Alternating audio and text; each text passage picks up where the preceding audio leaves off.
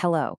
We're going to talk about something today that so many of us go through, but almost no one really talks about out loud. It's that challenging and honestly sometimes really painful new chapter of relating to our adult children. If you're feeling a little lost right now, I just want you to know this is a space for you. Does that sound familiar? I mean, wow, it's such an exhausting cycle, isn't it? You pour all this energy into trying to fix things, trying to explain, and you just end up feeling more and more disconnected. This quote really just hits the nail on the head. It captures that feeling of hitting a brick wall, and it's a feeling so many mothers share. And that's because this stage of life, well, it often doesn't look anything like the Hallmark card we might have pictured. Nobody really prepares us for just how complicated things can get when our kids are grown, living their own lives with their own partners and pressures and, their own way of seeing the world. And that's, right there, is probably the most important thing for you to hear. This is a hidden struggle. It's this quiet weight so many women carry around thinking they're the only ones. But you are not alone in this, not at all. And the whole point of this explainer is to help you find a path back, not necessarily to a perfect relationship, but to your own personal peace. Okay, so let's get into it. The very first step toward finding that peace is just to understand what's going on. We're going to look at a couple of really common relational patterns. And listen, this isn't about blaming anyone, not you, not them. It's just about gaining some insight. Because once we can name what's happening, we can start to change how we respond to it. So let's talk about defensiveness. This one is so easy to fall into, isn't it? For literally decades, a mother's job is to protect and to fix.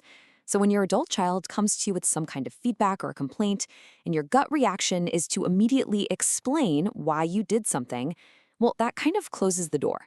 It stops you from really hearing their pain, whether you agree with their perspective or not. The focus suddenly shifts from their feelings to your defense. And here's another really powerful dynamic. You might have heard it called codependency or enmeshment. This happens when the boundaries get a little blurry and a parent starts to rely too much on their child for their own happiness or sense of purpose. It's like you're unintentionally putting this huge unspoken burden on them, making them feel responsible for your emotional well-being. And that can make them pull away, just so they can find the space they need to breathe and just be themselves. So all of this brings us to a really crucial turning point, and it's this idea of letting go. Now, this doesn't mean giving up. It's not about divorcing your child or walking away. It's about making a really profound shift in your focus, away from trying to control them or the relationship, and turning that focus back toward restoring your own sanity and your own well-being. Okay, let's really look at this, because this distinction is everything. Detaching is an internal shift. It's something you do for yourself, not a punishment you direct at them. See, it's about releasing your white-knuckled grip on the outcome, not abandoning your child. It's about protecting your own peace, not punishing them. You can absolutely keep the door to your heart unlocked without letting all the drama and conflict take over your life. It's about surrendering the need to control the outcome so that you can find your own peace again. So, if we can get our heads around this idea of letting go with love, the next question is how? How do we actually do that? Let's look at some really practical, actionable things you can start doing, like today, to start reclaiming your own emotional space. It all comes down to this, right? Where do you even start? It can feel so big and so overwhelming, but the journey really does begin with just a few small, intentional choices that put you back in the driver's seat of your own life. All right, here's a simple 4-step plan from Sally Harris's work. First, get super clear on what you can and cannot control. Seriously, make 2 lists. One for the things you can choose, like your own actions and responses, and another for things you can't, like their beliefs or their tone of voice. Second, let consequences be the teacher. It's so hard, but when we keep shielding our adult kids from the results of their choices, we're actually robbing them of a chance to grow. Third, create a response window. You do not have to be on call 24/7. Maybe you decide you'll only check messages at 10 a.m. and 4 p.m. This stops your whole day from getting hijacked. And finally, and this one is a game changer, replace reactivity with reflection. You get that text that makes your stomach drop? Just pause. Give yourself 12, even 24 hours before you reply. That little bit of space can save you so much heartache.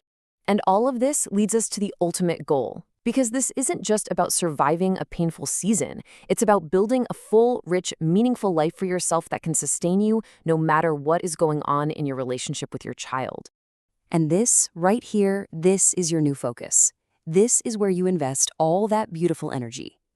In these areas, you are in charge. You have total authority over your habits, your health, your sense of purpose, and the people you choose to surround yourself with.